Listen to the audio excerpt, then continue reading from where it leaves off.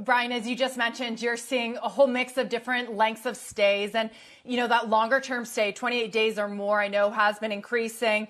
But I wonder, what do you think? Has it peaked? Do you think it will ever make up more than a quarter of total bookings? I don't think it's even come close to peaking.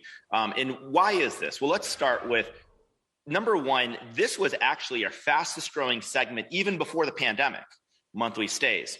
What happened is the pandemic has untethered millions of people from the need to be in office 5 days a week. And as more people are flexible, we're seeing people go to thousands of communities, staying for weeks, months, or entire seasons at a time.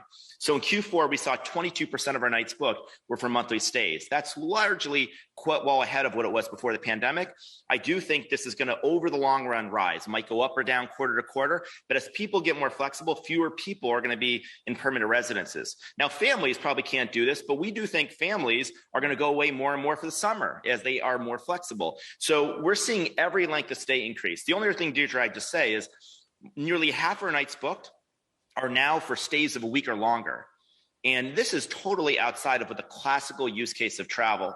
I think the name of the game is the longer you're away from home, the more you want to be in a home. And I think Airbnb is a great way to do that.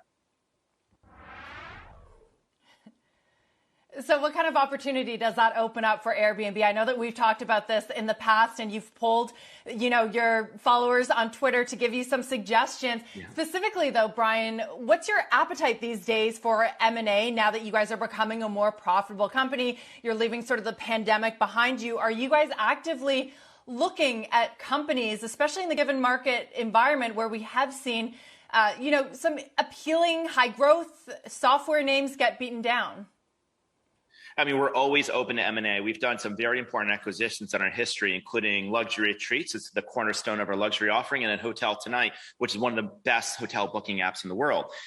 We're always going to be opportunistic about M&A. But the great thing about Airbnb is we do not need to acquire companies to continue to grow because we have a global network. We have nearly every type of home in nearly every community at nearly every price point all over the world. I think our results show that we are an adaptable model, but we're also a company built on innovation.